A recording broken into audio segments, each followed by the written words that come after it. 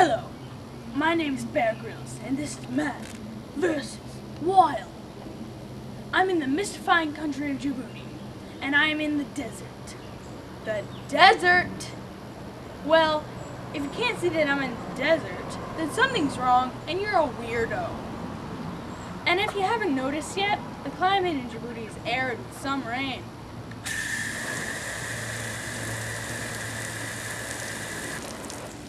There's only some rain, nature, not a lot of rain. So that was my buddy Nature messing up. The population in Djibouti is 757,000. But it doesn't look like it over here. I'm on the border of Eritrea and Djibouti. Djibouti also borders Somalia and Ethiopia. Why, thank you. This is a physical map of Djibouti. It shows all of the physical features, like the mountains, the plains, the water, and the desert or wastelands. There are lots of central mountains, coastal plains, and everywhere else is desert. There's some bodies of water on the eastern part of Djibouti, and there's a little lake inside. This is a Djiboutian newspaper article saying that Omar Ghali was just sworn in to be president. This sounds a lot like when Obama was sworn in to be president, except that our president served 4-year terms. I was sleeping in the hotel in Djibouti, which is the capital of Djibouti, when my intern was too lazy to drive me to where my shelter was supposed to be built. It's not actually built. So I didn't have time to read my cue cards before I shot the show, so I hope you don't mind if I just read them now. Okay, so Djibouti is a semi-presidential republic.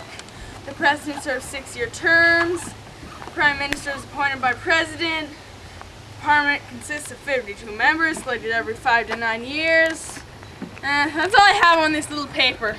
No, they just give me this stuff. I mean, I don't even make this stuff up, and I don't even sleep outside in the wilderness. So, sorry, we're almost at my campsite. Gotta leave.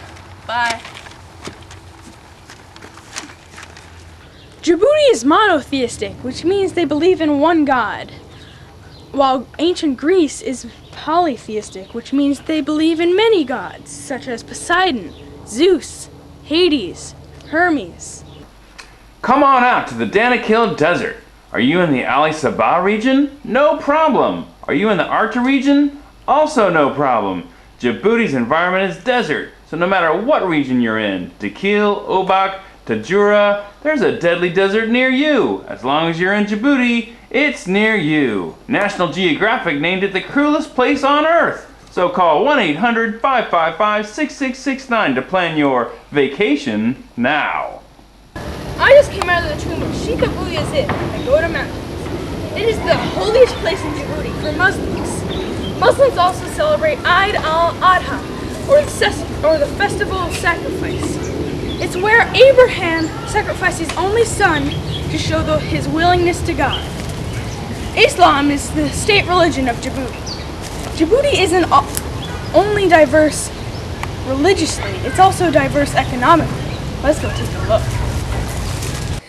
They have some jobs like nomadic herding, farming, banking, public administration, construction, fishing, manufacturing. You know, what else can you have? That's kind of a lot. If you look at those coastal plains over there, and those central mountains and those plateaus, there are many natural resources in Djibouti, such as potential geothermal power, gold, clay, granite, limestone, marble, and salt. The geography of Djibouti affects what they import, export, and what their jobs are. Since Djibouti doesn't have much rain, it has to import food. And since it has few natural resources, it has to import more natural resources. Djibouti is mostly desert and is dry, so it has lots of nomadic herders. It also means that it can't grow much food, so it has to import much more food. Djibouti is also next to a body of water, so fishing is an important part of its economy. I'm here in the capital city of Djibouti, where they have a marvelous harbor where they import and export many things, such as drinks, food, transport equipment,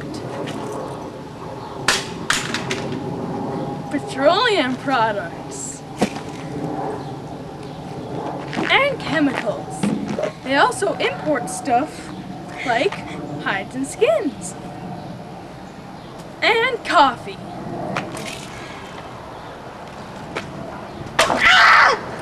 So, here's my baby. Come on down to Party Pete's Party Palace. We're celebrating the Islamic New Year. We're having a big party bash at 733 Party Street.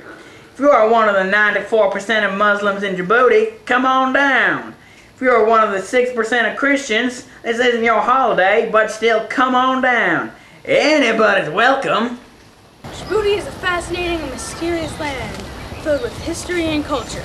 Not too bad for a country the size of Massachusetts. I hope to see you next time on Man vs. Wild.